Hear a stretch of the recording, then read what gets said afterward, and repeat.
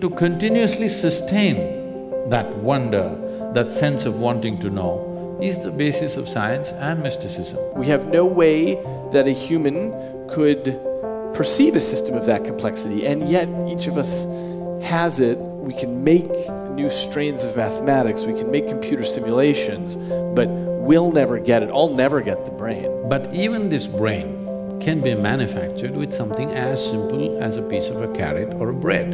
So I'm saying, there is an intelligence here which can create a brain. This is a place where I feel like science and mysticism have a real meeting ground, is that this three words of I don't know.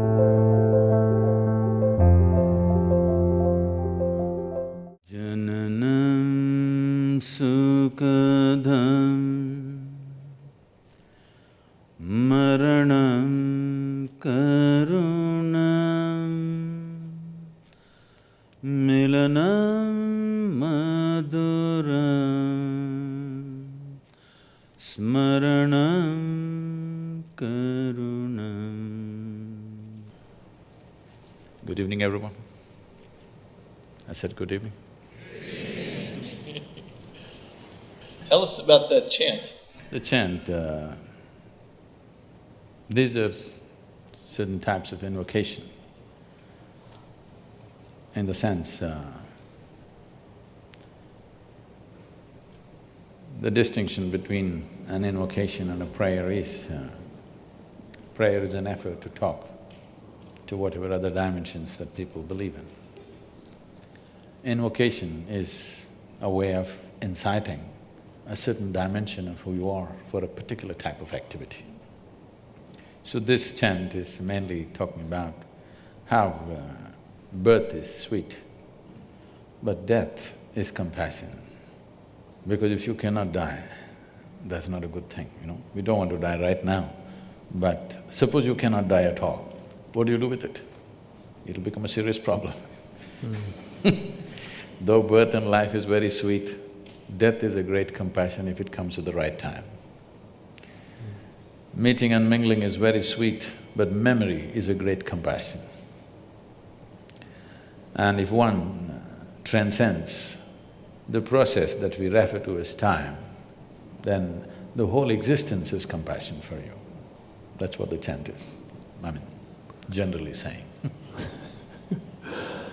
So I'm very interested in the intersection of our worlds, science and mysticism. I thought we live on the same planet. Well, we'll see. So I go into the lab every day and I study how the brain, which is encased in silence and darkness, how it constructs our reality. And the reason we know that this has something to do with the brain is because if the brain is damaged, even in small ways, your reality changes. And if you take drugs or alcohol or other sorts of things, viruses in the system, your reality can change. So I'm interested in finding where our perspectives overlap in this, because your interest is, one of your interests is also understanding reality, how we perceive it, how it's individualized to us. So can you tell us about that? There is existence outside, and there is you or me as individual human beings. We have not seen the world. We know it only the way it's projected in the firmament of our minds. When we say mind, in English language, mind is just one word and supposed to encompass everything. But in the yogic terminology, we have 16 parts of the mind which function distinct functions. And there are a whole lot of practices and processes through which one takes charge of these 16 dimensions of mind. These 16, for simpler understanding, can be brought into four sections.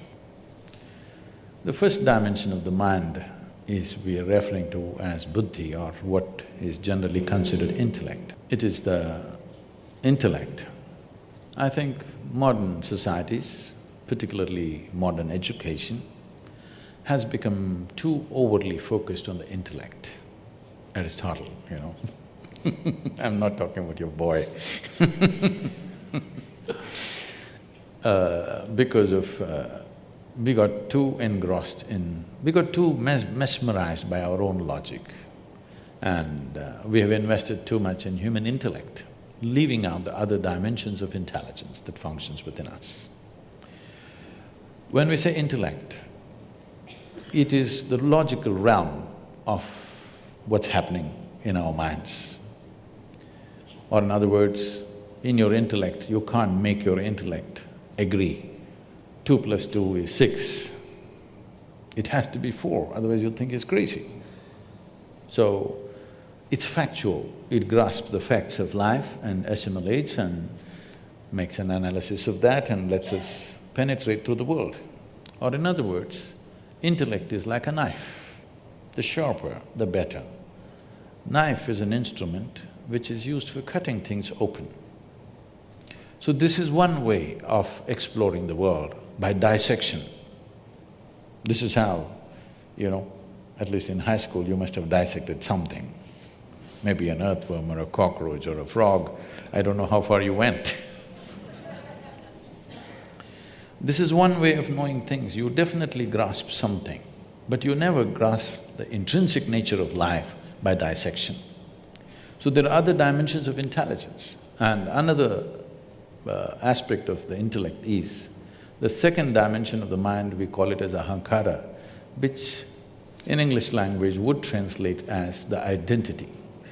What is the identity you have taken? Your intellect is always a slave of your identity. What you identified with, it is only around that it functions. Simple things. People are identified with things that they've not even seen, and huge emotions are there, their life is guided by those things. For example, all of us belong to some nation today. There was a time 100 years ago, many people did not belong to any nation. But today everybody belongs to some nation and everybody belongs to some football club also. Because both have flags and emblems and works. So, nationality is a new idea. It's just about 150, 200 years that we have this strong sense of nationhood. We've shifted from our ethnic, racial and other kinds of identities to national identity. Just the moment you believe, I belong to this nation, the emblem of that nation, the flag of that nation, the anthem of that nation, brings genuine emotion. Nobody's pretending, it's real. It's real because people are willing to die for it. It has to be real. But it's just an identity, you could just switch it any time. You could move to another country and take that on and it becomes yours. So the moment you identify yourself with something, your intellect is completely always protecting this identity and working around this identity. So the identity, if we want to continue that analogy, if intellect is the knife, identity is the hand that holds the knife. How steady or unsteady this hand is will determine what this intellect will do or undo. The next dimension of the mind is called as manas. So this is not just in one place, this is the entire body. Manas is a huge silo of memory. So when I say huge silo of memory, whatever memory you may have in your brain, I know you're a brain fan. Whatever memory you may have in your brain, your body has 1 trillion times more memory than that. You definitely don't remember how your great-great-great-great-great-grandfather looked like, but his nose is sitting on your face right now. It remembers. How your forefathers looked 1,000,000 years ago, your body still remembers, has not forgotten. Definitely it is not the capability of your brain. So, in terms of memory, the manas is phenomenal and it's right across the body. Every cell in the body carries enormous memory. Memory to a point for the origin of life on this planet and beyond. All that memory is carried in this body. So this is manas. If there is no memory, intellect would be defunct, it's like a car without gas. Because there is memory, intellect is on. This memory flows through the hand of identity, and whatever is the identity, the memory takes on that color accordingly, and then it plays up in the intellect and intellect functions. The fourth dimension of the mind is called chitta. Chitta means it's pure intelligence, unsullied by memory.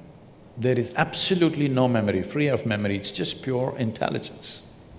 When we say pure intelligence, all kinds of things have been said with all due respect to everybody's beliefs and faiths and whatever. All kinds of things have been said to people that God is generous, God is love, God is this, God is that. Suppose nobody told you anything and you just paid attention to all the creation around you, how a flower blossoms, how a leaf is, how an ant moves. If you paid enough attention, one thing that you would definitely come to is, whatever is the source of creation is a goddamn intelligent thing. Intelligence, intelligence, intelligence. Everything is smacked with phenomenal intelligence beyond what our quite phenomenal brain cannot perceive. So, this is a dimension of intelligence within us, which is the basis of our creation in a way. If you eat a piece of bread, over the afternoon it becomes a human being because this intelligence exists within you and me. So, if you touch this intelligence in a very mischievous way, the yogi or the yogic culture says, if you touch your chitta, if you touch this dimension of intelligence, then divine becomes your slave. You don't have to think what you want, you don't have to seek what you want.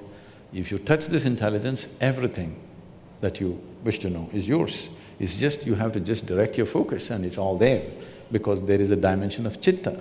Every human being might have accidentally at some point touched this, which makes suddenly one spark of magic in somebody's life. This is because they've touched this dimension of intelligence unconsciously.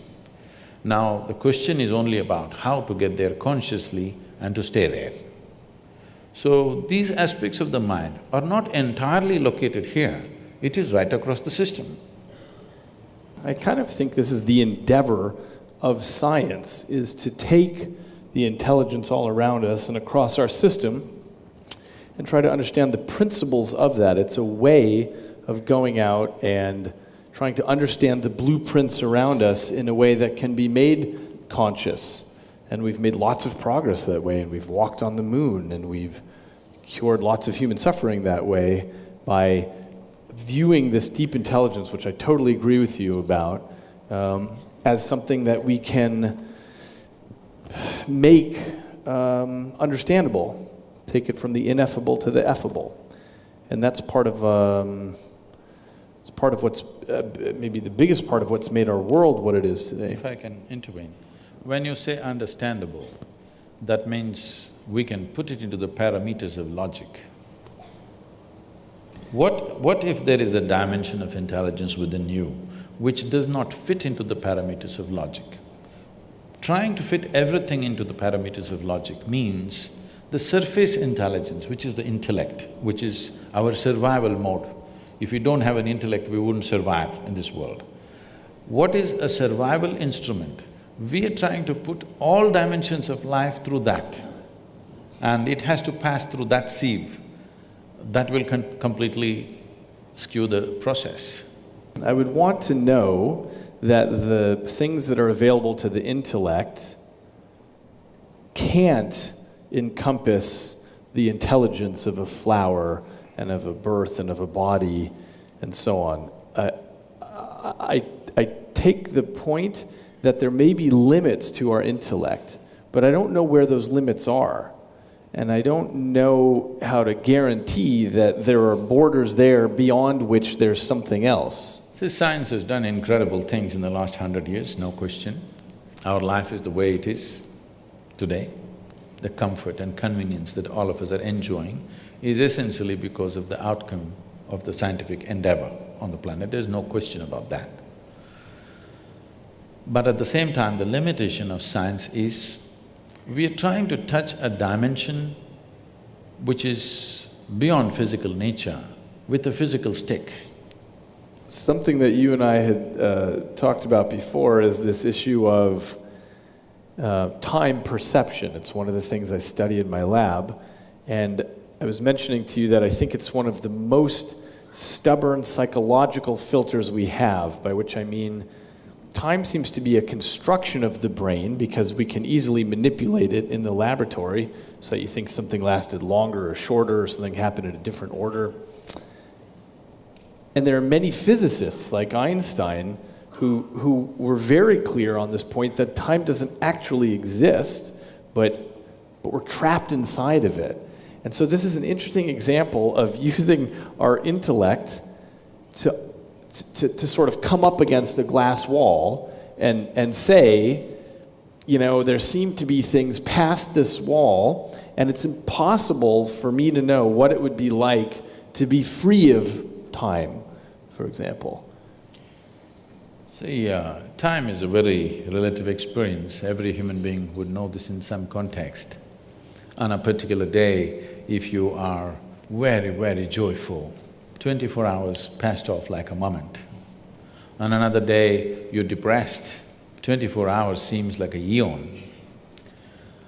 They say how long a minute is depends on which side of the bathroom door you are.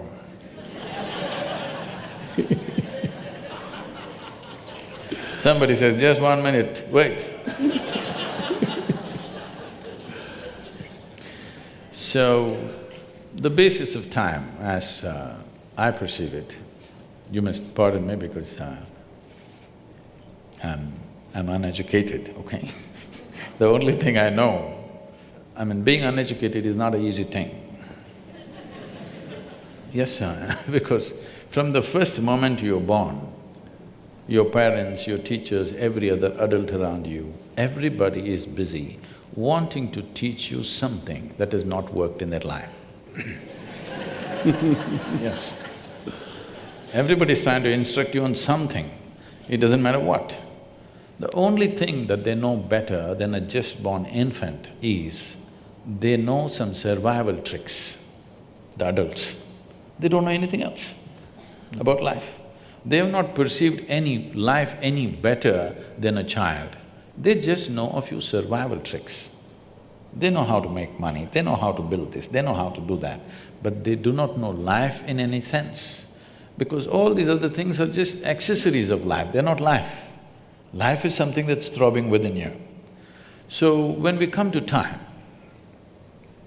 in the yogic way of seeing things, we just see life as a dance of time and energy. It's a certain amount of time and a certain amount of energy. Actually, in the local languages, the expression for death is very beautiful. We say kalamaitanga, that means his time got over. In normal language, when we say somebody passed away, we don't say it as we are saying it in English, we say his time got over. Actually, that's all that happened, somebody's time got over. Now, to put this time and energy together in a proper, weave it together well. If your time gets over when your still energy is vibrant, we say this is an untimely death. If your energy gets over when your still time is on, it's a vegetative life. To the art of putting this time and energy together so that both of them play together, dance together well, is a successful life. So when we say time, there are many, many things we can do with energy, but as far as time is concerned, it's ticking off for all of us at the same pace, in that sense. I know there's research, I'll come to that. It doesn't matter what we say, but our time is ticking off at the same time. We may think many things, we came to this talk, we went to the cinema, we went to the university, we went here and there, but as far as physical body is concerned, it's going straight to the grave. Because it is keeping time. You may forget, you're happy, you forgot that you're 65 or 70, you felt like you were 18 because today you're joyful. But your body is keeping time. Your brain can be easily fooled. But body is properly keeping time, never you can fool this body, all the time keeping time. Because time is a consequence, time is not a factor by itself. Time is a consequence of cyclical movements in the physical reality. We know time. If the earth spins once, we say it's a day. If the moon goes around us, we say it's a month. If the earth goes around the sun, we say it's a year. Our idea of time has come essentially because of the cyclical movements of everything that's physical around us. This is the nature of physicality. Physicality is essentially cyclical, whether it's atomic or cosmic, everything is cyclical. The moment you're identified with physical nature, time is a big factor. If you dissociate yourself with your physical nature, if you sit here and if you have a little space between you and your physical body, because what you call as my body is an accumulated process. It is something that you accumulated, it's just a piece of the planet. If a little space comes between you and your body, suddenly time is not a factor. To such an extent, we have any number of people, this may be very difficult for a Western audience to digest, but I have seen yogis who have not moved from the place they were sitting for over 6 months, 7 months, just in the same place. By any normal standards, your body should not survive that. But once they sit down, they won't move, just like that, not moving at all. Because once you distance yourself from your physiological process, time is not a factor. Right now you're sitting here, it's not your watch which is keeping the time, it's your body. If I make you sit here for 3 hours, your body says it's enough. But suppose you did not have a body, we are going to sit here for 3,000 years, what's the problem? So essentially, because of your rooting in your physical platform, which you call as the body, which you built over a period of time, from the accumulations that you gathered from this planet, that is the basis of experience of time. If you distance yourself from that, there is no consequence of time on you. What is the you that can be separated from the physical? Is it a fact that you gathered your body over a period of time? It's a fact that this body gathered together over a period of time, and it may be that I emerge as a consequence of that, this feeling of I, as opposed to me doing the gathering. Tell me, you've been having lunch and dinner or… Have I been having lunch and dinner? Yeah. Yeah, this dynamic accumulation has been eating plenty, yeah. So what you refer to as my body right now is an accumulation of food, it's a heap of food. Not a pleasant way to describe you, but it is. What you call as my mind, largely in people's experience, is an accumulation of impressions over a period of time. Agreed. So, if you have to gather this much of impressions and this much of body, something more fundamental must be there, isn't it? Houston, Texas is an accumulation of roadways and buildings, but we wouldn't say that Houston was there and then gathered the You are not a roadways. piece of geography. You are not a piece of geography, are you? You're Well, I may be exactly that, a physical being. I'll tell you why, from my perspective, that seems like a possibility. It's because we're across the street from the world's largest medical center, and every day there are thousands of people there whose geography is changing because of Alzheimer's or stroke or tumor or traumatic brain injury, and who they are changes. It doesn't seem like there's something fundamental that outlasts damage to the tissue. See, you're talking about thought and emotion. The biggest mistake we have made is, we have given too much significance to human thought. Whatever you think is only happening from the limited data that you have gathered, yes or no? Agreed. Yes. So the data that you and me have gathered, however big we may think it is, in terms of the cosmos, it's minuscule, it's nothing. It's really not of any consequence. So from this minuscule of data that we have gathered, we are generating some thought which could be useful in making our lives, it could be useful in creating a few things, it could be useful fundamentally for our survival and to enhancement of our survival process, all this. But it doesn't give you access to life. Thought and emotion is psychological drama that's happening within you. You can conduct it any way you want. You're talking about somebody had a tumor or Alzheimer's or an accident or something and the drama went wrong. The drama can go wrong even without any of those ailments. You ask people. people's drama goes wrong without any accident or injury or ailment, just like that, drama goes wrong on a daily basis for a lot of people. We usually give that a name though, something like depression or a psychotic break or something. That's a business. Not one I'm making any money on. I'm saying there's only this much. Either your faculties are taking instructions from you or they have become compulsive for some reason, all right? Either your body and mind, you can conduct it consciously or it's become compulsive. That's all that's happening.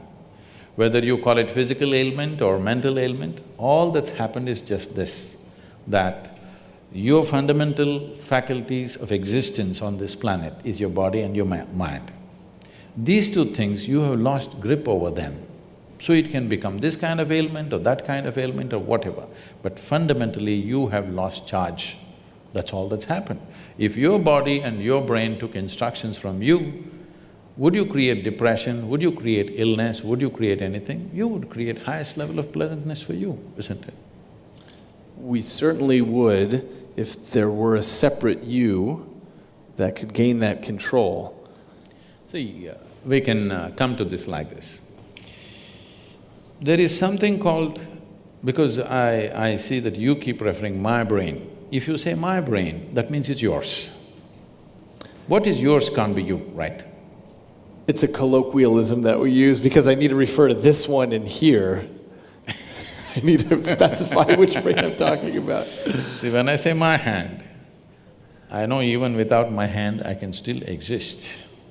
Similarly, if certain parts of the brain are gone, our ability to think and feel the way we were doing it earlier may be gone, but still that person is not gone.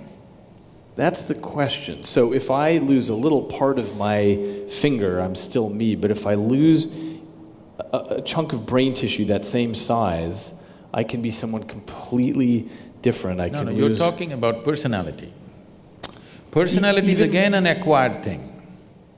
Beyond personality, I can lose memory, I can lose consciousness, of course, I can lose the ability to perceive reality the way that we do now. I might become colorblind because of a lesion, because of damage to a particular part of my brain. I lose the ability to understand what objects are. Okay, let's come to this. See, suppose somebody became colorblind because of an injury or whatever that happened to them, unfortunately. That person still knows, I have become colorblind, isn't it? He's still there. It's true for the person who becomes colorblind, but it's not true for example, a person who is born colorblind. They don't even have a concept that they could be. They don't have a concept of color. So let's take a person who's born blind entirely. They don't even have a concept of vision. So who's the you for them? Do they… See, even a person who has visually impaired, who's never seen the world around, he still exists within himself. He's as much a man or a woman as anybody else can be. It's just that if all of us were blind, we would be quite a fine society without eyes. Quite right. Yes, isn't it? Only because somebody has and I don't have. In comparison, I have a problem. Otherwise, if none of us had eyes, you think we wouldn't have found our way around? We would have. Maybe not the same way, in a different way. Oh, I totally agree, because in so many dimensions… There are mammals who are flying by, sound. Yeah. Well, there are so many dimensions that we are blind to now. So what we call visible light is just a 1/10 trillionth of the electromagnetic spectrum that's out there. We only detect a little bit. In some branches of physics, it seems there might be between 10 to 13 spatial dimensions, not just these three, and yet we're trapped in these. No, we are moving away from consciousness to perception. But my point is, we're already blind to most of the world. So I agree with you that, okay, so let's move back to perception. See, what an individual life is, you cannot disagree that you're life, are you? You're a piece of life. I'm a piece of life, everybody is. What kind of personalities we have acquired, what kind of likes and dislikes we have acquired, what kinds of gods and demons we have acquired, what kinds of other things we've acquired is a social process that's happened to us, cultural and social process. If you were born in a different part of the world, it would be entirely different. Depending upon what we are exposed to, these are impressions that we have taken in, phenomenal amount of impressions. Leaving that aside, let's look at one fundamental. Whatever you gather, you can only claim it's mine. You cannot say it's me, isn't it? Whatever you gather. How do you mean? You mean your body? You say anything. I can say, this is my chair. If I sit here every day and then I say, this is me, then there's a problem.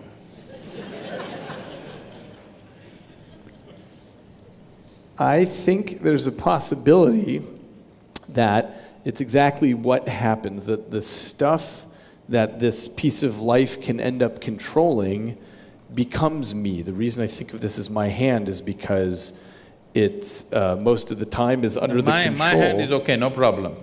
My hand is okay, me is the problem. What did you say, me? My hand means it belongs to you, no problem with that. When it becomes me, then it leads to a completely distortion of perception. Okay, I think… so you're talking about identity, what you identify yourself as? See, the nature of the mind is such, it is looking for some… because human intellect and human intelligence has broken out of a certain bond which was there for every other creature, that they could function like an automated machine through certain instinctual process. What has happened with the human being, with the process of evolution is, the human being has broken out of that instinctual process and there is an intelligence which has to function consciously. But functioning consciously means every moment of life is an exploration, which is too scary for a whole lot of people. So the best thing is identify with something which gives you some sense of what you are. But this some sense of what you are, which you took on based on your social and cultural backgrounds, what you took on, makes sense for your survival process, but not for explorative process. It doesn't explore life, it keeps you sane, it's a good solace, it helps you to sleep well in the night, but it doesn't awaken a different dimension of knowing, it doesn't awaken the possibility of exploring dimensions which are not yet within you. So if this has to happen, the most important thing is to be able to sit here not identified with anything. When I said, it's so hard to remain uneducated in this world, because everybody is busy wanting to teach you something. This is all I did in my life, to remain uneducated, not to be influenced by parents, by family, by religion that's happening around you, culture that's happening around you, education that people are forcing on you, just to be the way creation intended you to be, simply. See, I may not fit into the university milieu, but I'm okay, you know. Just simply the way you were born. Not tangling up your intelligence to any particular thing, either your nationality or your religion or your race or your creed or your family or any kind of identity or your gender or whatever, simply to be able to view your life just as a piece of life. If one does this, then you will see perception will explode in ways that they have not imagined possible. Now, as a physical body, you're unable to not be influenced by the clothing of your culture, by… No, this is a statement, this is not a compulsive thing. But you don't dress as somebody who's Chinese or an Eskimo or something. When I'm in the North Pole, I will, I think. So you can't help… So from my perspective, there's this issue of brain plasticity, which is to say that we absorb what's coming in. And I think it's exactly consistent with your description about who you are in the end is an accumulation of all these perceptions. There's also the case that we come to the table with some pre-programming in our DNA, which I think is consistent with what you're talking about as the memory of all of your ancestors leading up to this point. But because we are creatures that go around and vacuum in our cultures, and we speak this particular language, and we are males, and we dress in certain ways, it's hard to avoid that. Now, I'm guessing you're going to say, but you don't identify with it. Is that right? See, what is a social requirement is one thing. I just saw you going into the women's room. And you too, by the way. Because that was the only bathroom available. Yes. So, by social norm, you do certain things. Because in the room that we were sitting, there was only women's room. I don't know why they marked it like that. I don't know. So you went in, I went in, every other male went in, only the female did not go. So now what you do for the norm that exists so that you don't collide into situations is one thing. What you identify with is another thing. So the moment you identify with anything for that matter, starting from your body to everything else, what is your body is the limited body, what you call as family is a larger body, what you call as community is a much bigger body, what you call as a nation is a much bigger body, what you call as humanity is a much bigger body. This is how human identities go. People think it's better to be identified with a nation than to be with an individual when there is a war or when there's some situation. People think it's better to be identified with the whole humanity, but any identity limits you. It takes away the fundamental possibility of what this life is. Identity is required for survival process to manage day-to-day situations, but it is not an exploratory process. Because the intention of science is to know. See, technology is a fallout. Unfortunately in this world, nobody would fund science if it did not spin technology, which is a very unfortunate thing.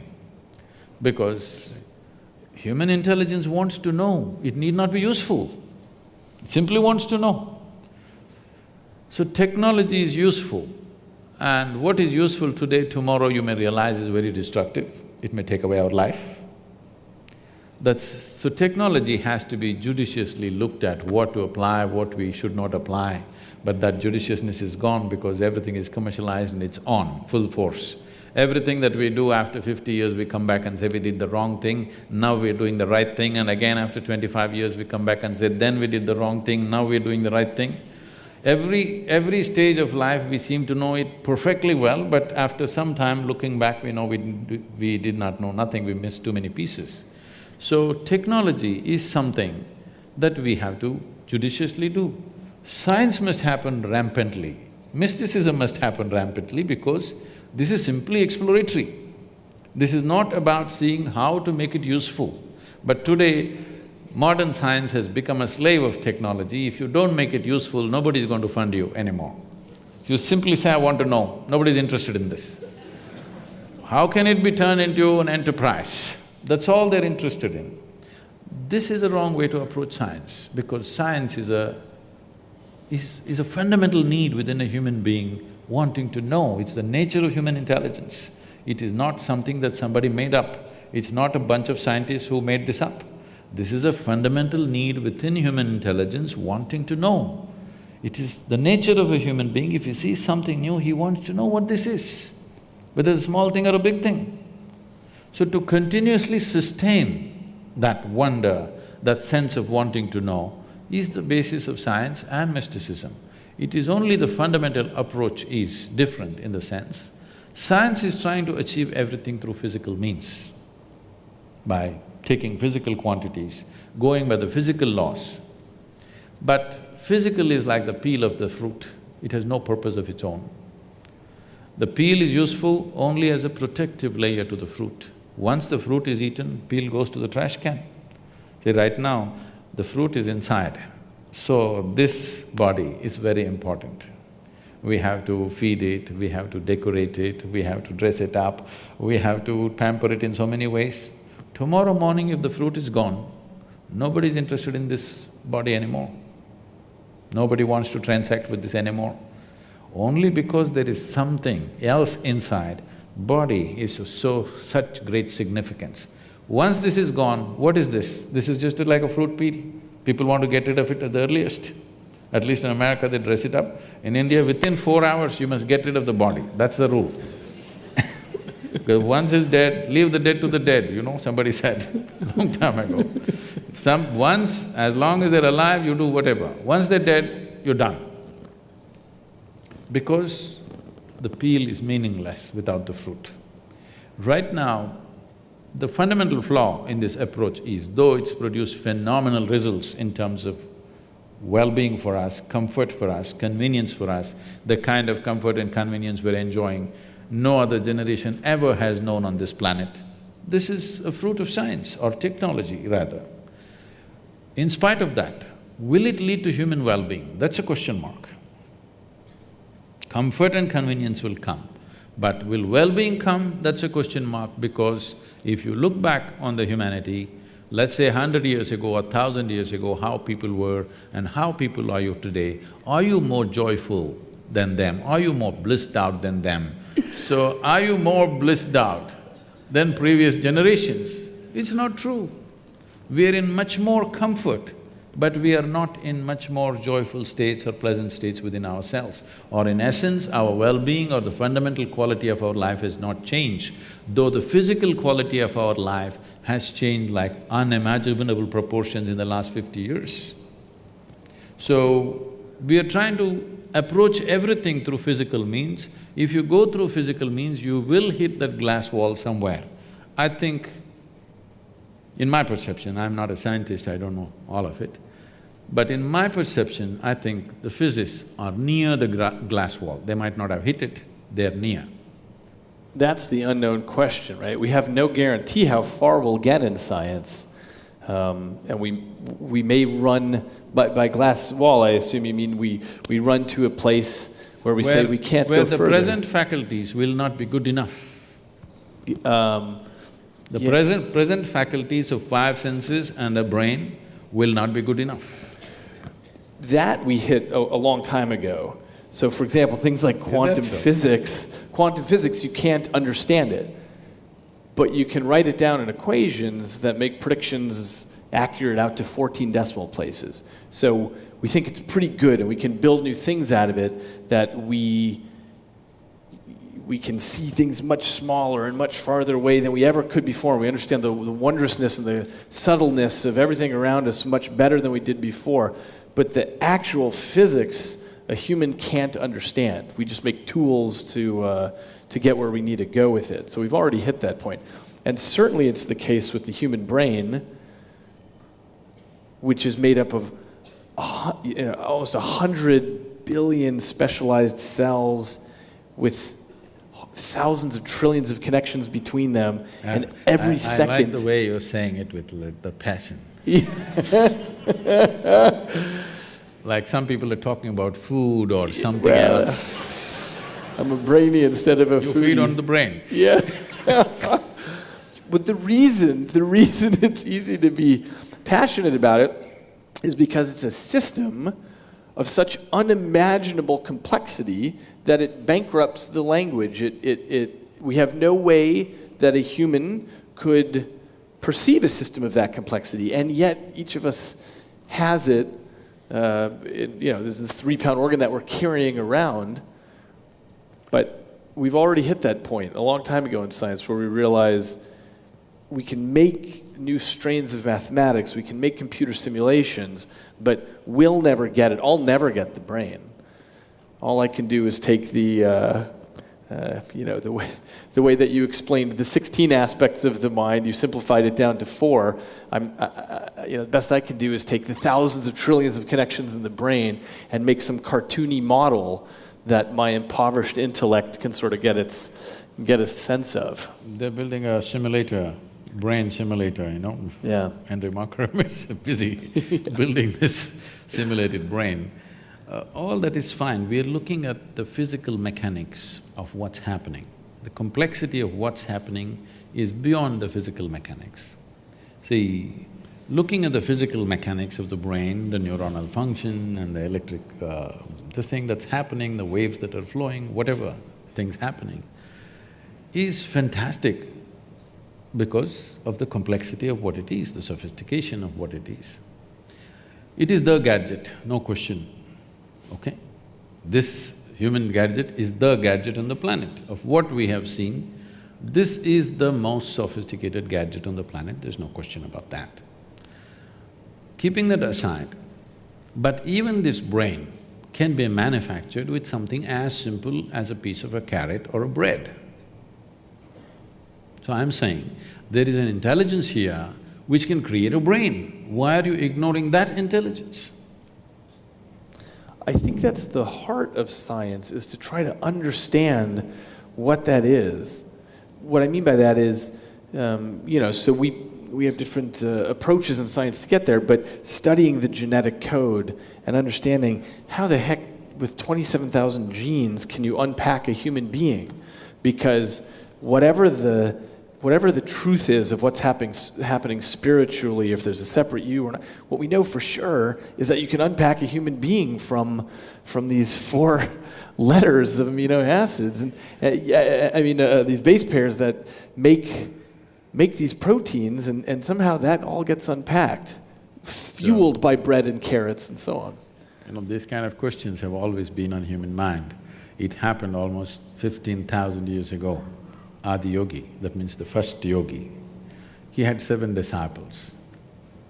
These 7 disciples are full of questions.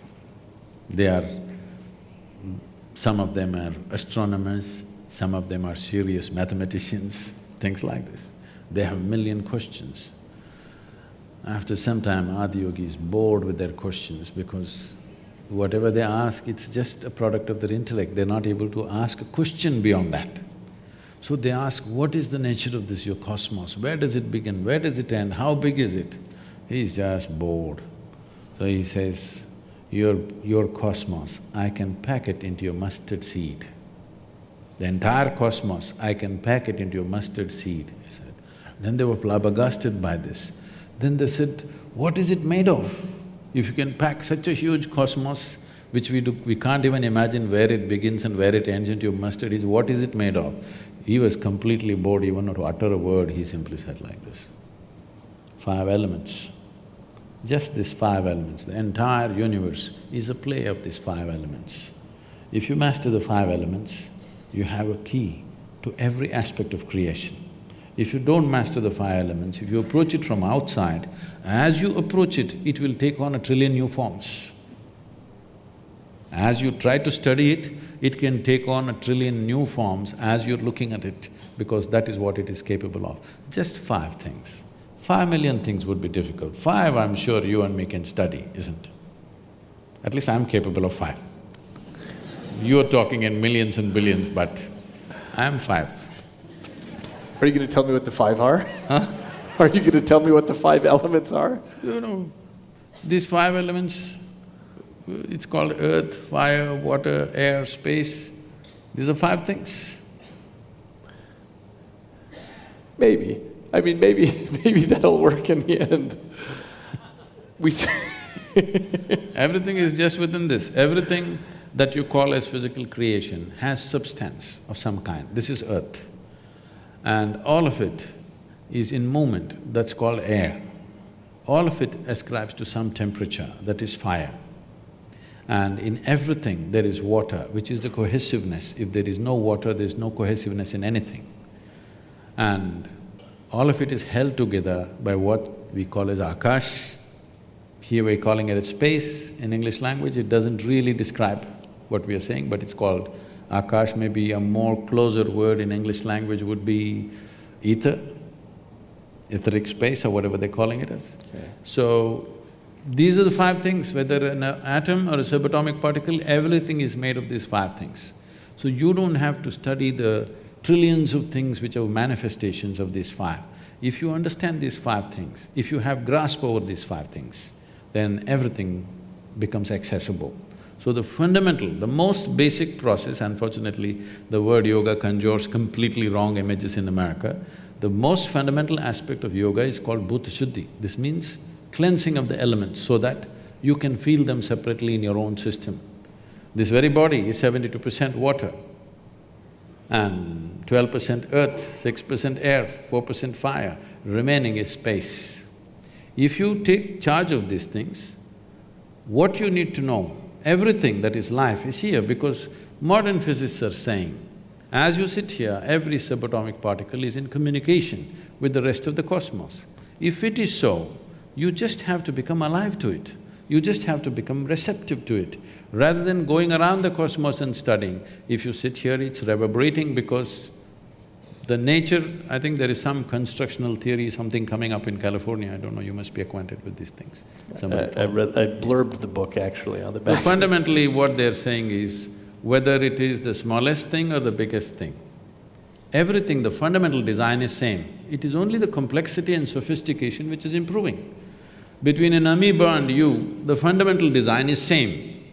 It is much more complex and sophisticated, but essentially life-making design is same. So if it is so, the most fundamental materials which make this life and every other physical aspect of what we see in this creation, if we know the ingredients and how they happen, then you have a key to every aspect of life. But if you try to study the creation itself, as you study, they will multiply into billions and trillions. It seems it might depend what your goal is. So if you want to create a drug for cancer or build a helicopter, you need to do something with those five elements or break the world. So it's not about exploration, it's about utility. What is the use of life? Let me ask you a question.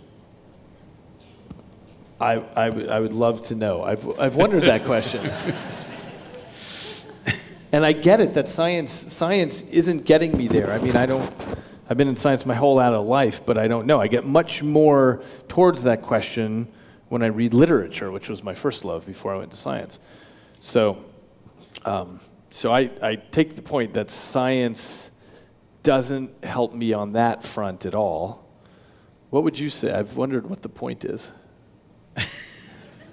No, when we're looking at everything as… see, right now, this is an unfortunate reality which is…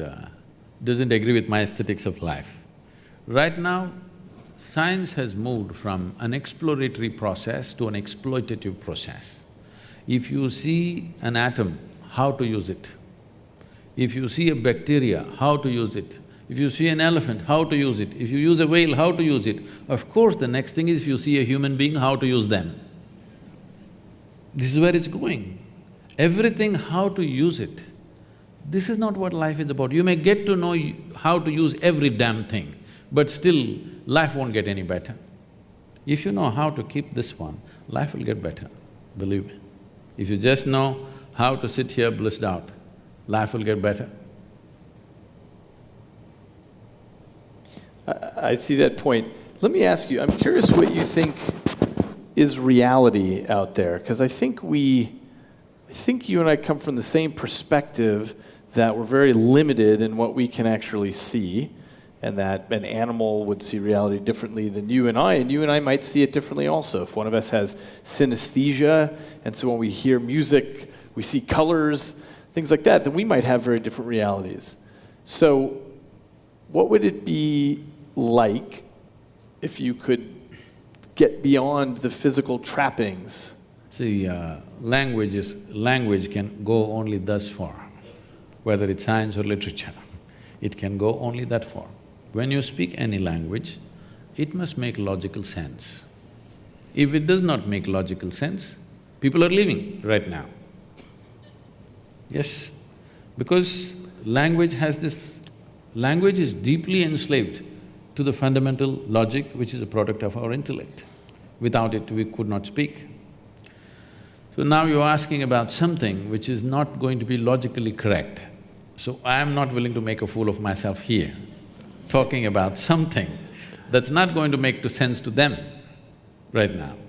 But we will talk about it in a different way. This happened. Adiyogi had a family, the first yogi. So, some disciple of his from South India carried a basket of mangoes. Have you tasted the Indian mango? Yeah, Indian mango? I've been to India, yeah. Okay. So it's during this season right now, unfortunately I'm in America. This time of the year, mango is the only religion in the country.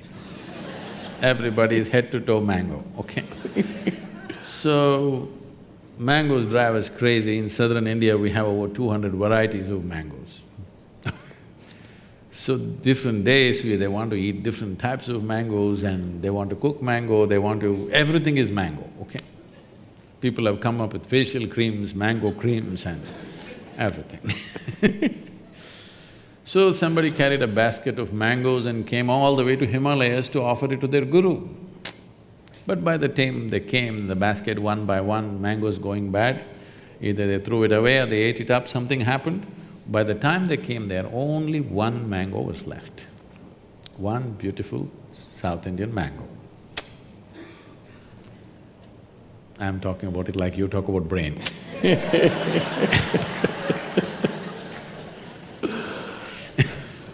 Believe me, it's sweet, not like the brain. So now Adiyogi has a wife and 2 children, 2 boys. Now one mango is not like an apple, you can't cut it into half and give it to 2 people. It can only be eaten like this, you know. If you cut it, it won't go equal anyway. So what to do? Both the boys came running, we want the mango. Each one wants the mango. So they didn't know what to do, then they said, what? They have to set up something, who gets the mango? They said, okay, let's have a little race, whoever wins the race gets the mango. Because these are Adiyogi's children, it's not a 100-meter dash. They said, whoever goes around the world 3 times first, they will get the mango. So the younger boy immediately set off, racing around the world, wanting to make 3 rounds, and he went away. The older boy was a little obese. He just sat there. He didn't move, the parents were surprised. Then they thought maybe he's given up on the mango. The young boy wants to get it, he's running, this boy has given up. But this boy sat there for some time, then he got up. He went around his father and mother 3 times and said, mango. They said, what, you didn't even run? What do you mean? The race is about going around the world. He's going around the world, I went around my world. You are my world, I've gone around, I deserve the mango. They couldn't argue with this logic, so they gave him the mango. He ate. Then the younger boy came and, you know, things happened. Fireworks. Fireworks happened, he became very furious, all those things are another story. But what I'm saying is, there is a subjective reality and there's an objective reality. When I say subjective reality, I'm not talking about just your thought and emotion. Like you're talking about cognitive reality can be different. What is smell for somebody is taste for someone else. What is sweet for somebody is bitter for somebody else. What's light for one person is darkness for another creature. Here I see one creature right behind staring at me. So, this perception is… these 5 senses are tuned for our survival. If survival is what we are seeking, sense organs are fine. But once you're looking at life as an exploration, you want to know life, not just live life, you want to know. When you want to know, 5 senses are no good. They are not sufficient faculties to know. Right now, this brain, I'm not trying to downgrade it, it's a fantastic thing. This brain is nothing without the 5 senses. It is these 5 agencies which are gathering information and feeding up this brain all the time, both every moment of your wakefulness and sleep, this is happening. If you walk from here to there, if somebody is wearing a strong perfume or something else, you may notice it, otherwise generally you may not notice. But if you walk from here to there, your olfactory cognition is taking in probably 200 different smells if you walk from here to there. It is just that you have not paid enough attention to decipher that and your other faculties are overriding that. Suppose you did not have eyes, ears, nothing. If you shut them off for some time, you will see suddenly your nostrils become so very sensitive, you can just smell out how many people are there. If you bring your dog here, he almost knows how many people are here. He doesn't know just how humans smell. He knows individually distinct smell of each person that is here. We also have that because our neurological system is way more sophisticated than that of a dog, but there are other overriding factors which have diminished that. But if you wish, you can develop that to a certain level. So cognitive distinctions are there and cognitive confusion is there as you… what's that word about smell becomes a color and color becomes… Synesthesia. Something. Okay, whatever. No, it's anesthesia, synesthesia, something is lost, something is mixed up, like a drink. A man who is just out of the bar may feel that way, you know. Everything may become colorful or not colorful depending upon his mood on that day or what he had.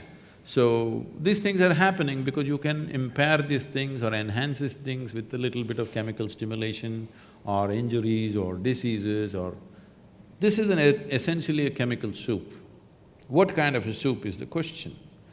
So, our whole effort in the yogic system is how to keep it very equanimous and exuberant at the same time. The problem with most people is if they become equanimous, they become death-like. If they become exuberant, they keep flipping all the time. To be equanimous and exuberant means your sense organs and you can function in a certain way. You are vibrantly alive, but you're absolutely equanimous. If this one thing happens, suddenly your sensory perception will not be the limit for you.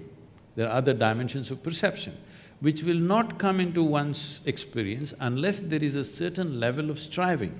For example, 200 years ago, I heard 97% of United States population was illiterate.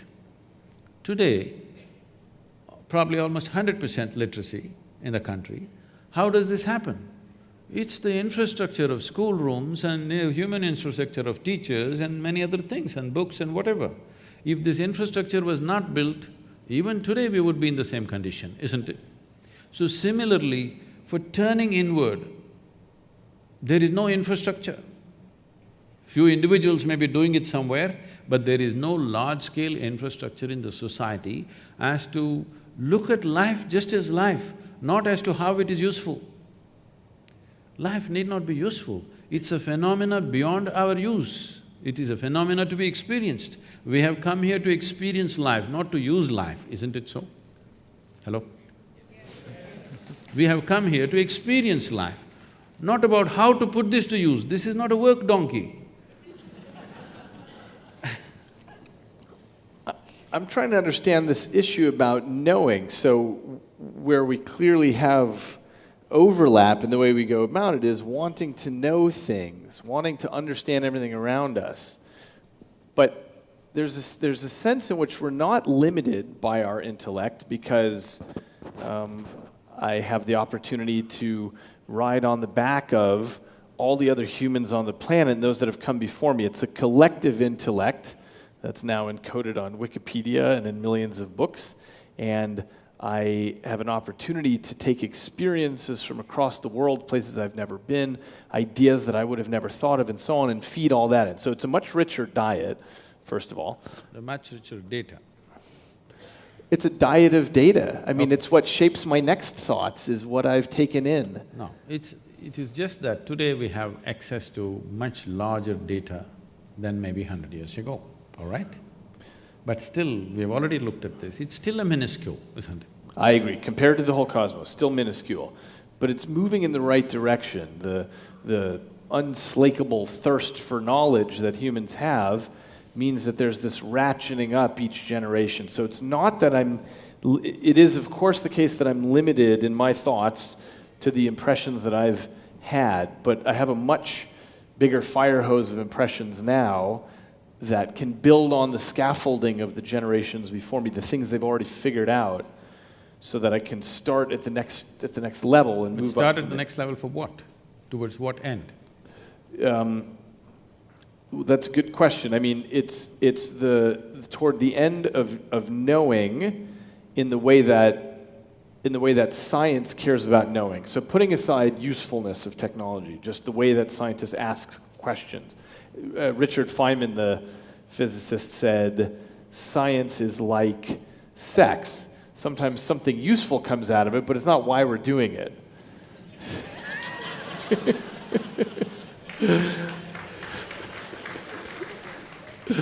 So it's a way of knowing, and it's a collaborative way of knowing, where we link arms across space and across generations as well to try to get somewhere. I'm in no way trying to disagree with that or in any way discredit that. It's a tremendous effort, but I'm saying if knowing is the purpose, because wanting to know, how much time and energy somebody is willing to dedicate to that may be questionable from person to person, but everybody wants to know, there's no question about that. But knowing everything by intellect, we will know the surface of everything but never the real source of everything or the core of everything. Because the only the only doorway to our experience is this human mechanism. You don't know the world any other way than the way this one is projecting right now within itself, yes? Agreed. There is no other way. You don't know how that is, you only know the way it is happening within you, isn't it? I don't know how you are really, I only know the way your picture is right now projecting in my brain or my system and how I'm perceiving it. As you know, you have drilled holes into people's brains and impaired something and put electric current and whatever you've done. I'm not saying you as a person, I'm saying these things have been done. You'll definitely know by interfering with a certain physical process, the whole perception could change. The world has not changed, but perception has changed, so in his experience, everything has changed. So that dimension of life is only useful for survival. When I say survival, everything that we're doing is survival. To survive better, to enhance our survival to a better status or in an enhanced way of survival process. But once you've come as a human being, it doesn't matter how well you survive, still it is not good enough, isn't it? It's never going to be good enough because survival is not going to fulfill a human being. It doesn't matter how big our homes get, how big our cars get, how energy efficient it gets, how better we dress, how better we eat, still we will feel it's not enough because that's not the direction in which the life wants to go. So here's the part I'm trying to understand, is this issue about knowing, this issue about seeking knowledge. Let's say, either in science or in mysticism, we depend on our senses for that, yes? Or are you saying that I'm saying they're not dependable. Agreed. They're not dependable. But isn't it all we have? Or you're saying there's this other Yes. aspect to the mind? See, for example, suppose you or me were lost in the jungle as infants, okay? If something edible came, we definitely would take it and put it in the mouth. We wouldn't try our ears first, then nostrils, and then by accident discover the mouth. No, we just know how to eat, no question about that. So I'm saying everything concerned with our survival is inbuilt. It's there. This is millions of years of memory which is there within us, we know how to survive. But we wouldn't know how to read, we wouldn't know how to do so many other things which have become a part of our life.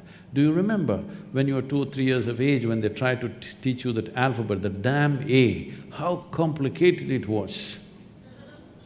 It was so complicated just to get it right. You had to write 100 times to get it. Today with eyes closed you can do it. Because of a certain striving, isn't it? Similarly, anything beyond survival, if we have to have it in our lives, a certain striving is needed. As I said, striving for inward perception is something, unfortunately, that's been banished in modern societies because we are on the thrill of technology. It's a fantastic thing, but you will see as time progresses, as technology becomes better and better, human beings will become more and more frustrated. If you have not noticed this, just look out and see, you will see 8-year-old, 10-year-old kids bored. In your generation or my generation, we would have never seen, we never knew what is damn boredom is.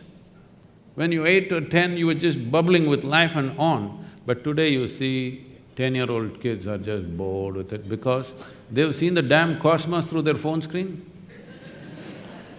They know it all. So I'm saying all this excess may not lead to betterment of life, and it will not. Comfort and convenience will come. But well-being will not happen. The purpose of enhancing human experience on this planet will not happen.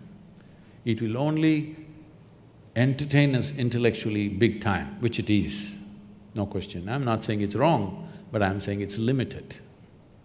It may be the thing that allows people to make a deeper pursuit, in exactly analogy with the idea of building schoolhouses throughout the country. It would have been 30 years ago that it would be difficult for you to speak to many people, but now you have 500,000 followers on Facebook. Yeah.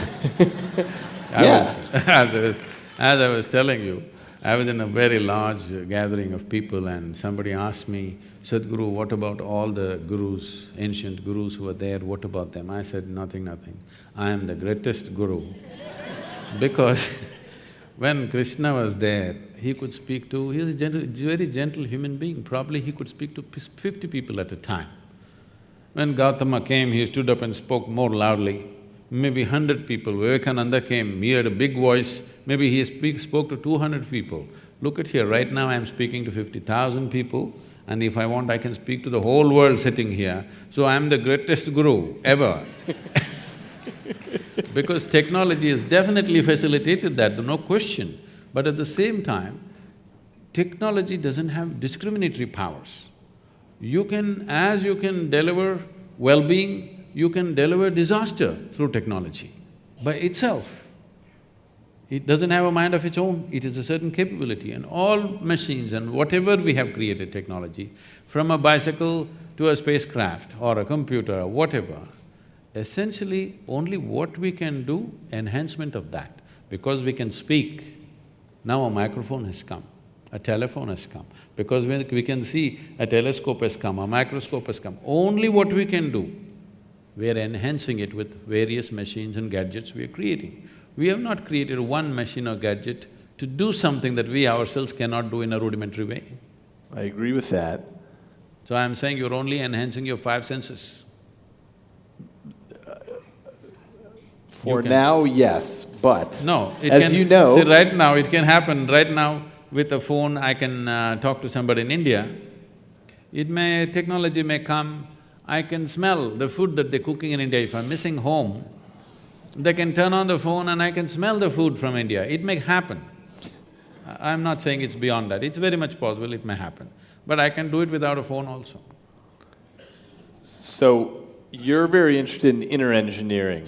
My interest is in outer engineering, and as you know, I've built a vest in my laboratory with vibratory motors on it, and we're experimenting now with feeding in new kinds of data streams into the brain because the brain appears to be flexible enough to take in any kind of new data streams and have a sensation of it. So if I feed in weather patterns from the surrounding 200 miles, or if I feed in real-time stock market data, you can, in theory, develop a sense of the economic movements of the planet, things like this. Now, we're just at the foot of the mountain on this, but it may be that there are whole new kinds of human senses, and that would be a proof of principle of developing something that goes beyond, that makes a new kind of sense. It essentially takes these peripheral devices and adds new ones, and eventually we'll probably build new kinds of sensors and plug them right into the brain. But still they will only enhance your present capabilities, not something new, not entirely new. I don't know. If I could actually have an individual experience of weather patterns 200 miles wide as I'm walking around, I'm tapped into that, I think that's a new human experience. It's not something we've had before. This is something that happened almost 45 years ago when I was living on a farm. So there is a man, a middle-aged man in the village who is, he can barely hear, 95% gone. Just if you shout at him, he hears something. So because he cannot hear, he cannot say anything, he just dumb and stares at things. So everybody thinks he's a fool and, things happening, he's not valued in the village. So I took him as my man Friday, and I said, you stay on my farm and work for me. So he was with me. What I found was, one morning he gets up and gets the plow and those are the days, not tractor days, we still plow with the animals. So he gets the animals and the plow ready. I said, what are you doing? He said, I'm getting ready to plow. I said, where are you going to plow? It's dry. He said, it's going to rain today. I look at the sky, it's clear sky. I said, nonsense, where is it going to rain? He said, no, it's going to rain. He simply sits there like this, because no social communication, he can't hear. He simply sits there like this the whole day. If there's no work, he just sits in one place unmoving. And he just knows, and you won't believe it'll rain. The day he says it'll rain, it will rain. Then I sit up, okay, I'm doing all this yoga, I'm not getting this guy. So I sat there day after day, turning my hand like this, trying to feel this, trying to feel that, feeling the earth, looking up, looking down, everything. I applied myself for 18 months. And today, in tropical climate, with my eyes closed, I will say, today it's going to rain means 95% it's going to rain. It's just a keener observation of everything, that's all. You just… because he could not hear, he just sharpened the other aspects so much, he just knows when it'll rain, and always, bang on. Maybe he had one of my vests on. Possible. But he was not sparkling like you. I'm curious on a completely different topic. When you look at other faith traditions, when you look at the rabbi sages and imams and people all over the world of different traditions, what do you see in common? The common is they all believe something that they don't know. Because I think the main reason why every human being is not a natural seeker is they have not realized the immensity of I do not know. Only if you say I do not know, the possibility of knowing arises, longing to know arises, seeking to know arises, then knowing becomes a possibility and a reality. Everything that you do not know, if you just believe, you destroy the possibility of knowing altogether. But belief is something that builds confidence into a human being, makes him far more sure-footed than others. But confidence without clarity is very disastrous, both for the individual and the larger humanity and the planet itself. See, suppose, let's say my vision is not clear. It is, but I'm just saying. Suppose my vision is not clear, I want to walk through you, but I can't see clearly, but I'm very confident. You know what a disaster I will be for you, all right? If I understand my vision is not clear and I don't have this foolish idea of confidence, then I will walk gently. I'll seek somebody's help, I'll have some humility to walk through people in a certain way. Otherwise, I will see how to clear my vision, what I have to do for that. But if you have no clarity and you have confidence, it's a dangerous… it's TNT. It's bound to explode on humanity somewhere. It keeps happening here, there. We are just looking at eruptions, small eruptions, but it's bound to happen somewhere large scale. But at the same time, as human intellect is sparkling like never before, for the first time in the history of humanity, more human beings are thinking for themselves than ever before. All these thousands of years, one village or one town with a few thousand people means only one guy would think, others would just take instructions from him. Now almost everybody is able to think. How clearly, how much clarity or confusion is a different thing, but at least they're thinking. As this evolves, I believe in the next 50 to 100 years, as more and more human beings start thinking for themselves, then you will see believing in something will be completely out of vogue. Because essentially believing something means, with all due respect to everybody, essentially believing something means you are not sincere enough to admit that you do not know. We all have to come to this much. What I know, I know. What I do not know, I do not know. This is a fantastic way to be.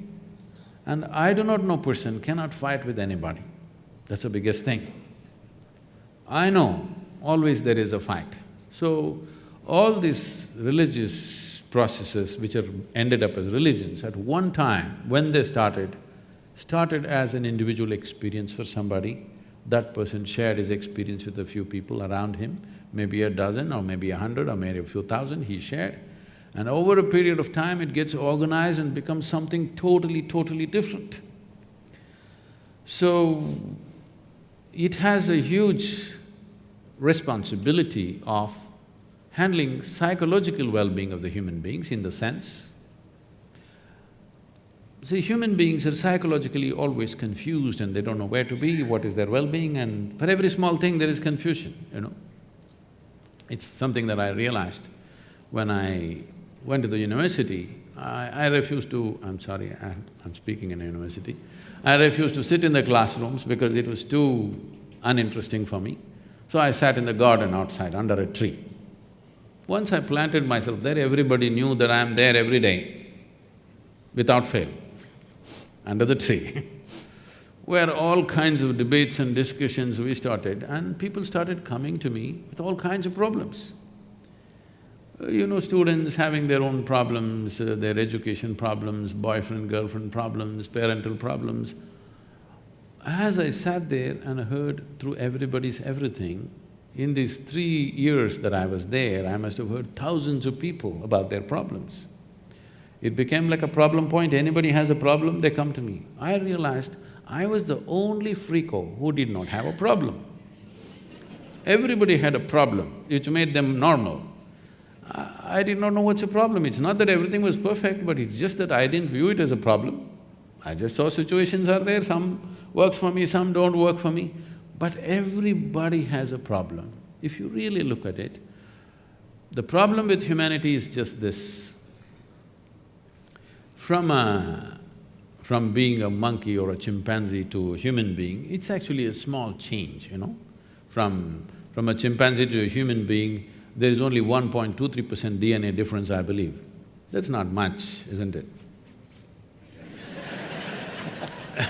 We could forget sometime who we are But what a phenomenal change in the intelligence that we have compared to a chimpanzee or a monkey. So the problem is just this, we have a intellect which is sharp and we don't know how to hold it. Whichever way we touch it, it cuts us. All the suffering, human suffering on the planet is manufactured in their own mind. From outside, how much suffering is happening to you, tell me? Nothing much, it's all generated, it's all self-help. This is because this evolutionary process has happened so rapidly. As Charles Darwin went about describing, a goat became a giraffe, it took many million years, a pig became an elephant, many million years. But from monkey to man, it happened rather quickly, to a point where people think there is a missing link somewhere, okay? So quickly that we have still not gotten used to this intelligence. We're struggling as to how to manage this intelligence, and this intelligence is the basis of people's suffering. If you remove half the brain, most of them will be peaceful. Yes or no? Hey, you're the expert, you must tell me. You know, in mental asylums, when people are completely out of control, they are doing lobotomy, remove part of the brain, they become peaceful. So right now, just to be peaceful and happy is such a huge challenge for most human beings, simply because they're not able to conduct the sparkle of their own intelligence. If they were little dumber, they would be peaceful. Yes. So the problem is the problem is of plenty. The problem is not of paucity, it is just that a certain level of intelligence which we are not able to handle because there is no stable platform. There is an intelligence here for which there is no stable platform. Unless you create a stable enough platform, this intelligence will not work for us, it'll work against us, simply because it's a sharp knife. If you don't know how to hold it, it'll cut you up. Why we do not give a knife to a child's hand is not because knife is dangerous, because child's hand is not steady enough. He could become dangerous to himself or to somebody. So this process of perception and understanding and consciousness, all these things are questions being asked by the intellect. Intellect is always looking at the world only in pieces, in bits and pieces, because all the information that comes to the intellect is coming through sense organs, and sense organs perceive everything only by comparison. Without context, they cannot perceive anything. For example, if I touch this glass, it feels cool to me. It is not that I know what is happening with this glass, it is just that my body temperature is in a certain way, because of that I feel it's cool. If I lower my body temperature and touch this would be warm to me. So sense organs are giving a perspective only in comparison, which is useful for survival. What this means is, suppose you're 6 feet tall, you stand like a tall man, you walk like a tall man, you feel like a tall man, you are a tall man. You went to another society where everybody is 8 feet tall. Suddenly you stand like a short man, walk like a short man, feel like a short man, you are a short man. So I'm saying this perspective of knowing everything by comparison is only useful for survival process. Now that science in its essence is interested in knowing, not about enslaving the world. How to use it is not the question. How to know this is just an intrigue that from nowhere we just pop up and full-scale drama and suddenly we pop out and don't know what. For this we have simplistic answers. Okay, you will go to heaven, okay, you will go to hell, the people that you don't like will go to hell, of course you and me will go to heaven. So these things are there. We are trying to handle our ignorance with solace. Solace is what you're seeking, you must believe something. Belief is a good thing because today modern psychiatrists are here trying to solve these problems that human beings are having with their intelligence, which are turned against themselves. Essentially, all human suffering is their own intelligence having turned against them, that's all it is. So psychiatrists are trying to handle, but they can only handle one client at a time and they need a lot of furniture and all this. But religions and faiths have managed people for a long time, hats off to them for that, because they've given solace and balance to people for a very long time. But solace is one thing, solution and seeking is something totally different.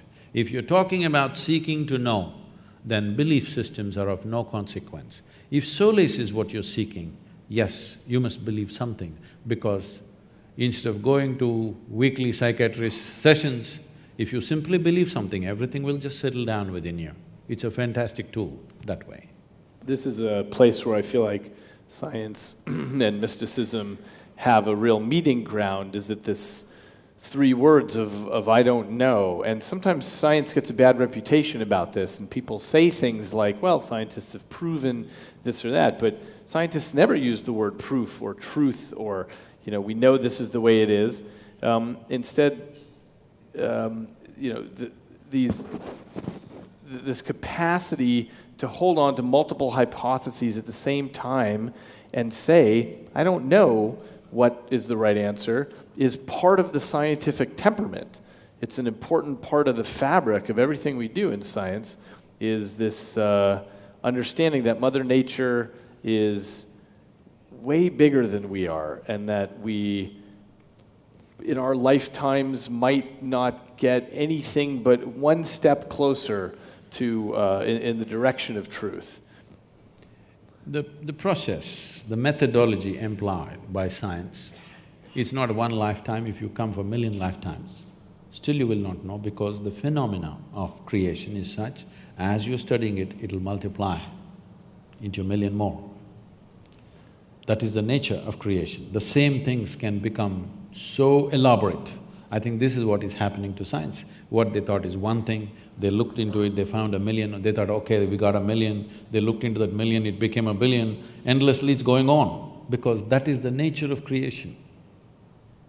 So, looking at the physical phenomena and wanting to know the source of creation is… I'm just saying, the seeking is fantastic, but the methodology will only throw out useful technologies, but how many technologies do you need to live well, I'm asking? Okay, your iPhone S6 is good enough, do you want S8 tomorrow morning? What are you going to do with it? Even the damn S6, most people are not using 3% of its capabilities. Yes or no? Huh? Most people are not using 3% of that phone's capability. Look, I think our science is too young still to know whether we are always going to confront a multiplication of problems or No, not. I don't say they're problems. There'll Questions. be more things to study, that's all. Yes, but sometimes people call that weenie science, by which I mean once you understand the structure of the atom and so on, you could measure the neutron to finer and finer resolution, but who cares? Because that's not the fundamental problem anymore. And we're still at such a young age that we don't know whether science will keep bifurcating into more and more interesting questions or whether it'll just become weighing things and it doesn't matter, because now we kind of get the core of it. We might not know that for 100 years or 1,000 years, but I don't know for certain that we are doomed to infinite complexity. It may be that we can put together a very clear model What I'm of what's saying going is on. you're fundamentally employing sense organs. I agree with that. Sense organ is the basis of all scientific pursuit. I'm saying sense organs are not reliable instruments. You ask the owl. I think that the pursuit of science is really trying to surmount our sense organs. It's trying to figure out this Now, how would they surmount? by understanding laws of nature that we don't know why they're true, but they seem to be correct, like quantum mechanics, like basic Newtonian physics, by, figuring out why force equals mass times acceleration. Why is that true? Nobody knows. But that's the way that people pursue trying to understand. It's a way of reaching into the cosmos and figuring out that there are laws that go beyond my sense organs. I have no way to smell or touch F equals ma, and yet it seems to hold. And that's the sense in which we go beyond the little peripheral devices that we come to the table with and try to understand what's past that. It is true that we have to translate things into equations, and equations we might write down or we might hear if we're a blind person. But in theory, that's something that's beyond our basic sensory apparatus. See, we distribute this, just for convenience I'll make it into four, okay? We look at creation as four different dimensions. Sthula, which means the gross physical creation. Sukshma, which means subtle. That means you cannot perceive them through sense organs, but if you hone your attention to a certain level, then you can perceive that. So this is called as Vishesh Gyan, which means an extraordinary perception, or it's called Vigyan. Today in India, in local languages, the word for science is Vigyan, okay? That means it's Vishesh Gyan. Vishesh Gyan means extraordinary perception.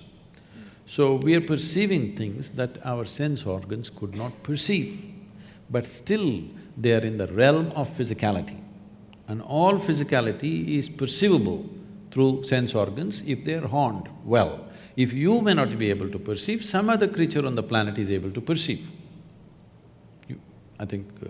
Yeah, many different creatures Yes. have totally different So slices they're of able their to perceive, ecosystem. that means it's still physical reality. So, what is called as sthula is gross reality, which all of us can see, hear and smell.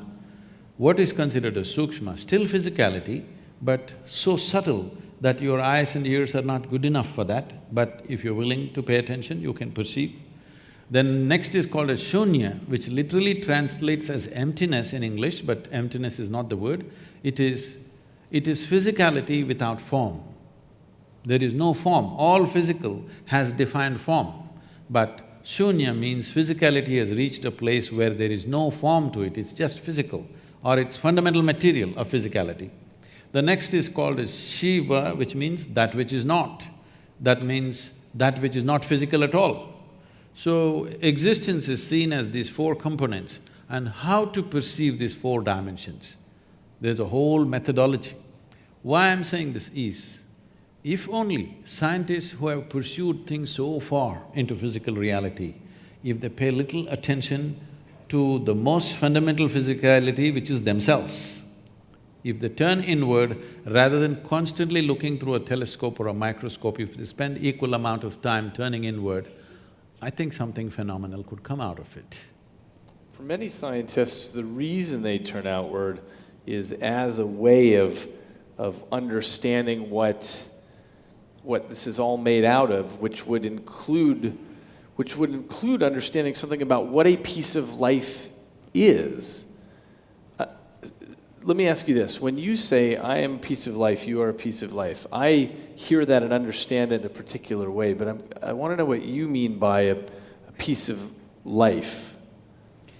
Because what you drink is life, what you eat is life, what you breathe is life. All this we're gathering, and this is a piece of life, which has acquired a certain level of information, built its own kind of software unconsciously, and its own tendencies and its own character and its own personality, but that's a bubble. It's like if you blow soap bubbles, each bubble has a character of its own. When they burst, the most essential ingredient of the bubble was the air. Where is it? It's all there. So this is all air, and the bubble is a piece of air. Similarly, this is all life. This whole cosmos is a living cosmos. Here I'm a piece of life. And life has given me this privilege that I can hold this piece of life within myself and experience it as if I am by myself everything. This is a fantastic privilege, but we should not abuse this. And do you see that as being illusory, the idea that you're a piece of life and I'm a piece of life, given that we share atoms, and when I'm breathing out and you're breathing in and so on, we're exchanging atoms, do you see that as an illusion that there is a you and a me, or are we all the same life? See, the thing is right now, all these apps have come and different kinds of softwares have come. So this is easy to understand today because people are using this thing as if they're live, okay? And they're alive in their own way because a certain amount of information has been calibrated in a certain way to do certain things, and it's almost alive. I think most people have a better relationship with their WhatsApp than with their family, okay? Yes, people are so engaged with it because it has a character of its own, and it's even predicting what's the next word you will type. Which your family cannot do, your friends cannot do probably. So, this is just like that. It has accumulated a certain amount of information. This vast life that's available, around it we formed a bubble. This is my bubble, that's your bubble. What is the content of the bubble? It's the same stuff. But what is the surface of the bubble? My surface is entirely different from yours. And it has its own characteristic, it has its own flavor, it has its own tendencies. So this is an unconscious software that every one of us is building with phenomenal amount of information that we are acquiring as we sit here. The five senses are gathering a phenomenal amount of information that one gathers in 24 hours of time. If you spend 1,000,000 years, you can't process it. That much information we are gathering. This is what traditionally we refer to as karma. It's all twisted out in America, I'm seeing. The word karma, everybody's calling themselves karma now. People are named karma. I heard some people were named karma. So suppose we see right now, we don't know how the outside weather also is quite good, I think in the evening. At least the air conditioning is good, everything is nice, you're fine. Nobody's troubling you here, but you're sitting here miserably. Then we say, "Ayyo, it's his karma." What it means is, the word karma literally translates as action or doing. So we say, who you are right now is entirely your doing.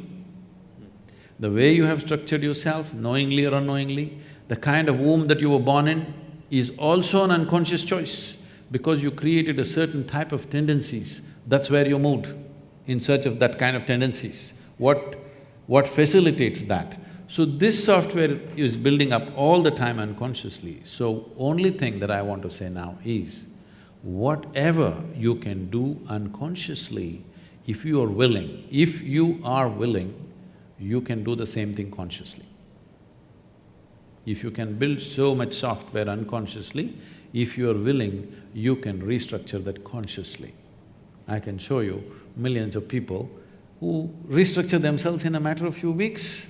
I can show you few people where the very shape of their face will change in 24 hours' time simply because they start a certain process.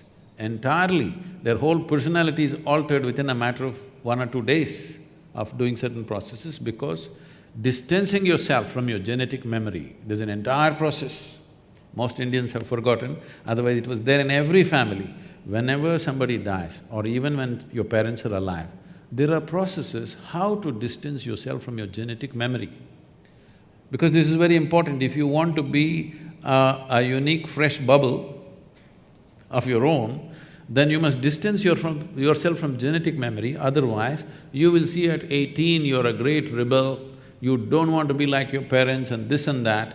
You see when you're 45, suddenly you start walking like your father, talking like your mother, stuff is happening to you, you don't know, because don't underestimate these people. They won't give up so easily. Your grandfather may be dead and gone, but the guy wants to live through you. So the thing is to distance yourself from genetic memory so that you don't become a cyclical pattern of repetitiveness. You want to be a fresh life. That means you have to recalibrate your software consciously. Anything that you can do consciously, you can also do… anything that you can do unconsciously, you can also do consciously if the necessary striving is there. What does it take for people to have that level of striving? It depends how far they want to go. If somebody comes and asks, if I want to know the entire… not the new physics, what has happened till now, if I want to know, how long does it take? If a fresh student comes and asks, is there a time you can say? No, you can say, okay, start on a science undergrad, let's see. If he does undergrad and he thinks he's beginning to know everything, then you start telling him, this is not it, you got to do your masters. If he does that, you will say, then you have to do your PhD. After your PhD, you're declared that you don't know much.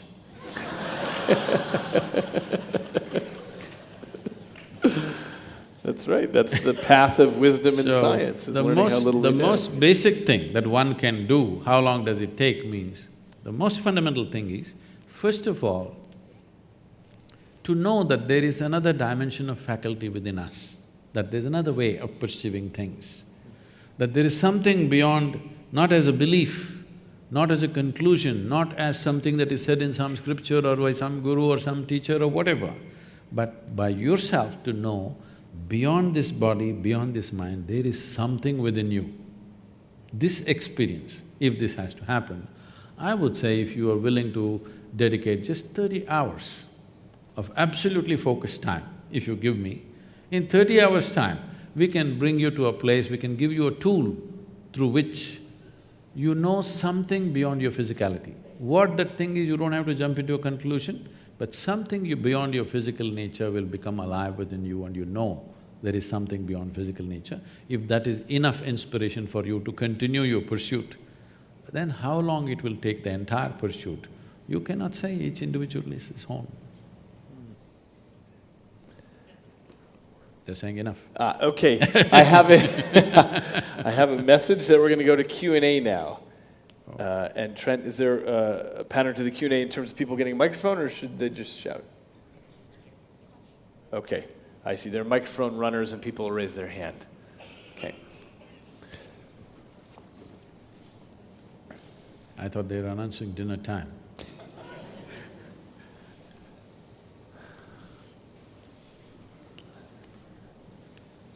Good evening, Sadhguru.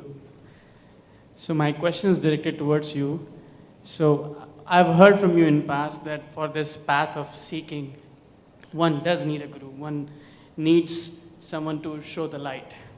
So how does one select a guru? How does one know who's the right person to take him through that path?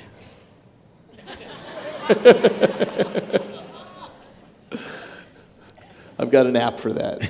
Yeah.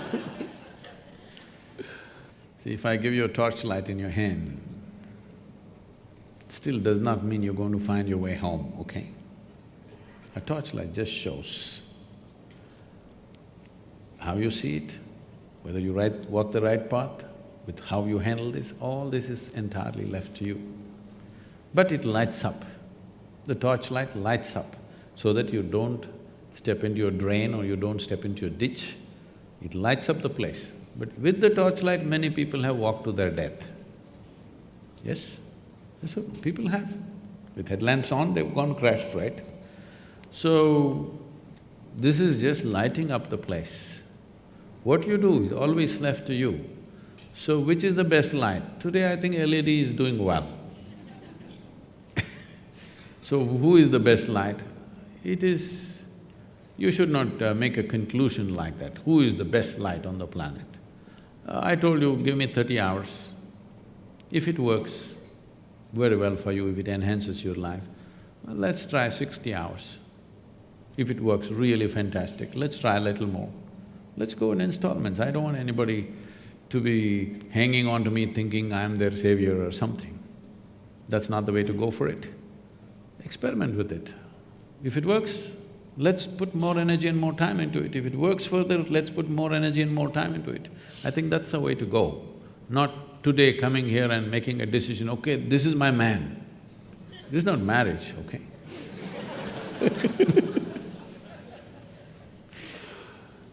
Can I… right here, first I would ask David for a question. I don't want to discount science from mysticism or mysticism from science, but what I want to, through this discussion, what I had been thinking about is, as you say, you observe, how can I… I have a question for David first. Have you ever studied someone who's observed themselves from outside, like suspending yourself from within you and observing you? And to Sadhguru, what would be the best technique to achieve that level of human intelligence, that you suspend yourself out of yourself and observe yourself? So, it depends exactly what we mean by observing yourself from the outside. There is what's called an out-of-body illusion that people can have. It's a little complicated to explain the setup, but it has to do with wearing some video goggles and putting a camera behind you. And so you're now seeing your body, with your goggles, you're seeing your own body there. And, you know, somebody scratches your back, and you can see your back getting scratched over there, and you're feeling it also, but you're seeing your own body at a distance. And this allows people to sometimes have a very clear experience where their body is there, but they feel like, I am 6 feet behind over here. So there's a neuroscience group in Europe that was able to induce this illusion when people were even lying down, and that gave them the opportunity to stick them into a brain scanner and measure brain activity while they were having this out-of-body experience, and thought they were 6 feet away from their body.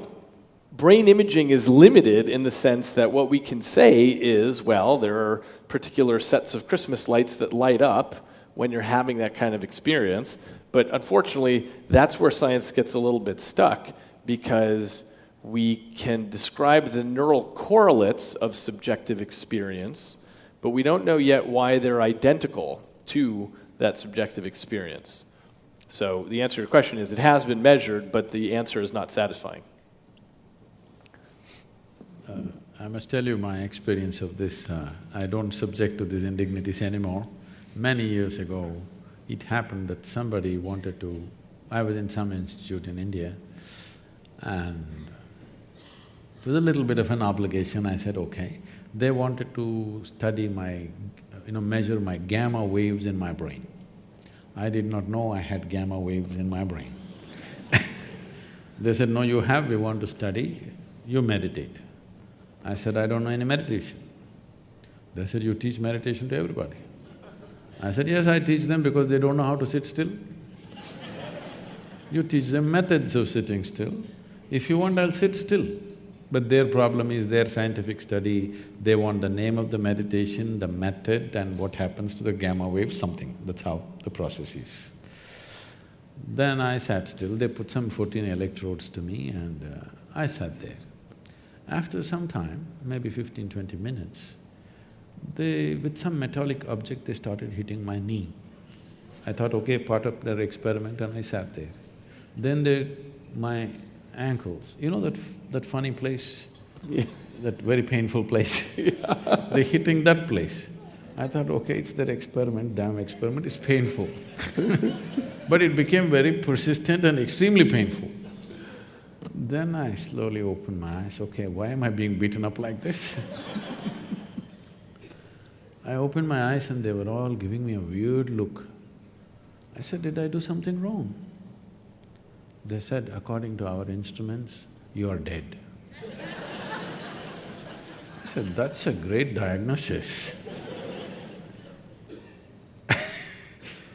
And then they said, you are either dead or you're brain dead.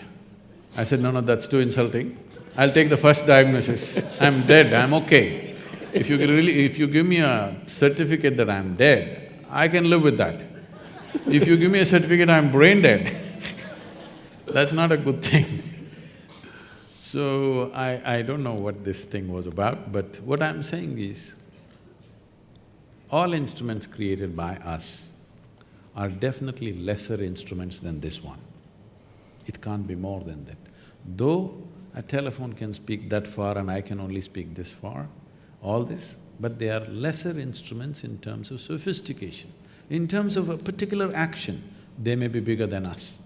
A bicycle can run faster than I can run, a motorcycle can go much faster, where there is an aircraft which can fly.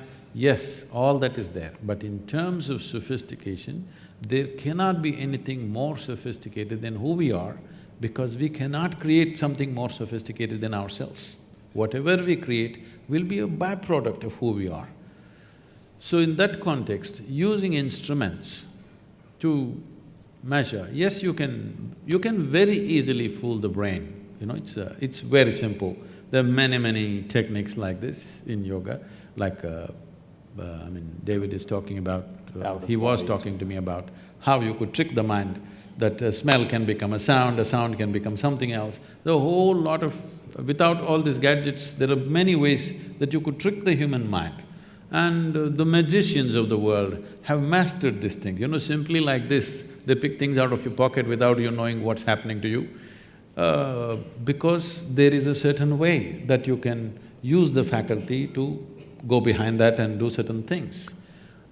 That apart, in terms of fundamental sophistication, there is nothing more sophisticated than this gadget. This is the gadget, and this is the only form of experience you have with the world. When I say this is the only form of experience you have, right now can you see me, all of you? Just use your hands and point out, where am I? Oh, you got it all wrong. You know, I'm a mystic from South India. Now, this light is falling upon me, reflecting, inverted image in the retina. You know the whole story. Where do you see me now? Within yourself. Where do you hear me now? Within yourself. Where have you seen the whole world? Within yourself. Everything that ever happened to you happened only within you. Right now, someone next to you, if they touch your hand, you think you're feeling their hand. No. You're only experiencing the sensations in your hand. You do one thing, you make somebody touch you like this 5 times, just observe this. After that, no hand, that person is not here, simply sit here. You can create the same sensation. Either you can do it with external stimuli, or you can internally manufacture anything that you want. What you call as mental problems or mental diseases is just that they're creating many things without external stimuli. All the time it's happening. It's happening to everybody in so many different ways. When it goes out of control, we call it an ailment.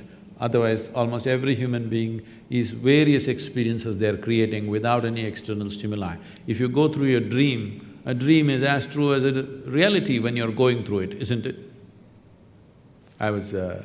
We started a school a few years ago, and this 8-year-old boy, I just walked into the school, this 8-year-old boy comes and asks, "Sadhguru, is life real or is it a dream?"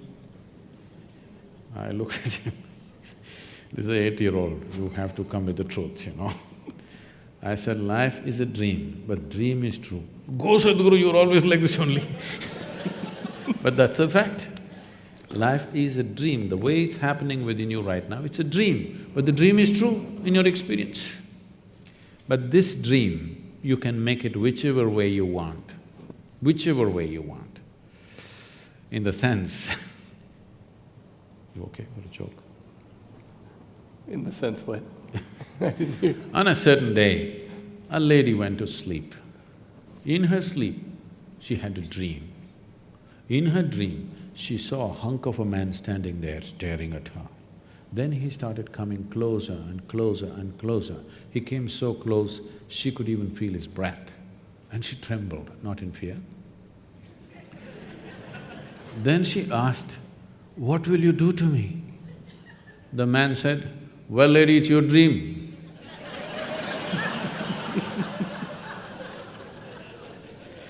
Thank you.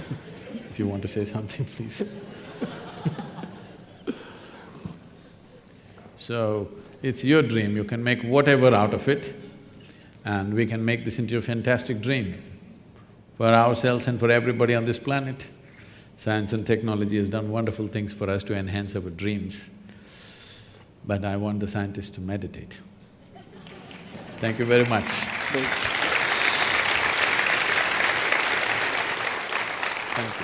Thank you. Thanks. Thank you.